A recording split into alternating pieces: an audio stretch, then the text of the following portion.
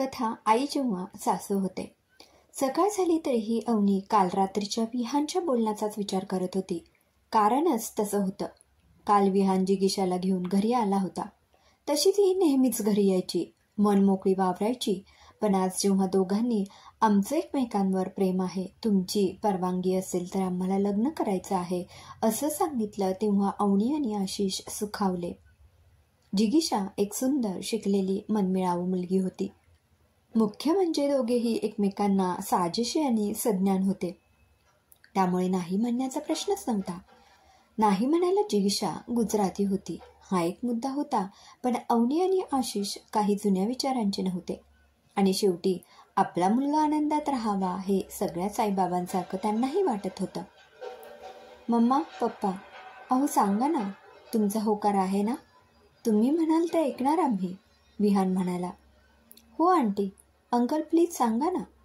आम्ही आधी तुमच्याकडे आलोय. तुम्ही हो म्हणाला तरच माझ्या मम्मी डॅडला सांगू, जिगीशा काकुळतीला येऊन म्हणाली. अवनी काही न बोलता आत निघून गेली आणि दोघेही अजूनच बावरले. आशिष तिच्या मागे गेला. दोघे काही बोलणार इतक्यात अवनीने सगळ्यांना आत बोलावलं. अरे बघताय काय असे? आम्हाला खूप आनंद झालाय. आधी देवाच्या पाया पडा, आजी आजोबांच्या फोटोला नमस्कार करा. जिगीशा बेटा, हा प्रसाद ठेव देवापुढे आणि नमस्कार कर, अवनी आनंदाने म्हणाली. सगळ्यांनी देवाचे आभार मानले. अवनीने जिगीशाला मिठीत घेतलं तसा विहान सुद्धा तिच्या मिठीत आला. हे काय मम्मा, माझ्या आधी तू तिला जवळ घेतलं? दिस इज नॉट फेअर. सगळे हसले. आशिषने सुद्धा लेकरांना मिठीत घेतले. आता आमच्याही पाया पडा बरं, चांगलं वाकून नमस्कार करा. आणि हो जिगीशा, मी फार खाष्ट आहे आणि विहानची आई तर एकदम कजाग आहे. तुला इथे खूप सासुरवास होणार, तेव्हा विचार कर. आशिषचं बोलणं ऐकून विहान आणि अवनी हसू लागले, पण जिगीशा मात्र गोंधळली होती. अंकल, खाष्ट म्हणजे काय? आणि दुसरा काय वर्ड म्हणाला तुम्ही? आणि कसला वास आहे इकडे? पण जे काही असेल ते तुम्ही दोघे इतके कूल आहात की मी इकडे एकदम मस्त राहील याची गॅरंटी आहे मला. घ्या, आता करा सासुरवास. अवनीने कपाळावर हात मारला आणि सगळे पुन्हा हसायला लागले. अगं काही नाही, गंमत करतायत हे. आणि आता आंटी अंकल नाही, मम्मी पप्पा म्हणायचं आम्हाला. पण एक सांगू, तू आई म्हणालीस ना तर जास्त आवडेल मला. खरं तर विहानने मला आई म्हणावं असं मला खूप वाटायचं, पण त्याच्या आजीला त्याने आई म्हणावं असं त्यांनी सांगितलं आणि त्यांच्या खुशीसाठी मी विहानला मम्मा म्हणायला शिकवलं. आमच्याकडे विहानची आजी आजोबा त्याचे आई बाबा होते आणि त्यामुळे आम्ही मम्मी पप्पा. हो नक्कीच आई, म्हणेल मी तुम्हाला. तुमची इच्छा मी पूर्ण करणार आई, जिगीशा म्हणाली आणि अवनीने डोळे पुसले. आता छान काहीतरी जेवण बनवावे असा विचार करत असतानाच विहानने आईच्या आवडीची काजू पनीर आणि बाबांच्या आवडीची मलाई कोफ्ता ऑर्डर केली आणि रसमलाई आणि श्रीखंड आणायला खाली गेला. जिगीशाने किचनमध्ये जाऊन पटकन भात लावला.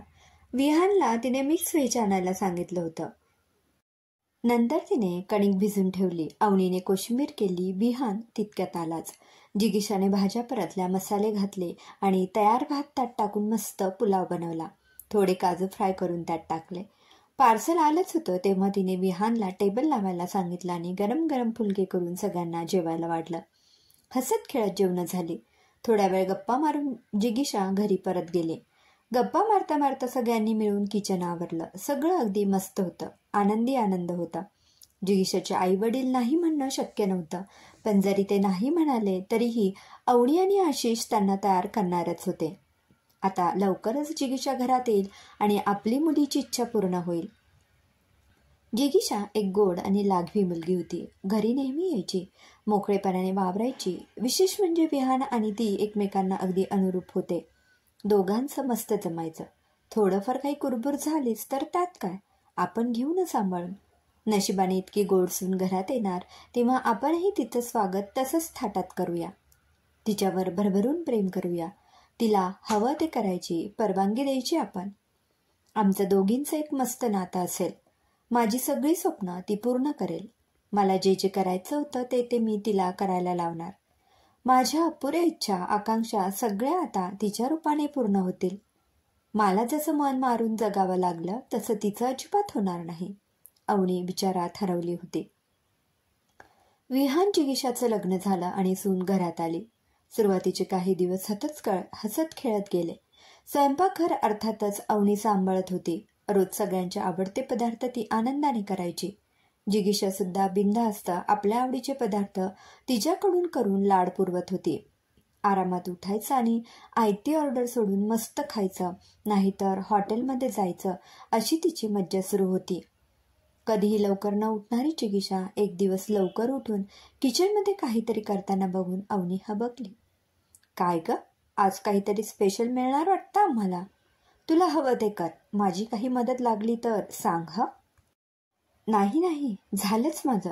तुम्हाला भूक लागली की खाऊन घ्या.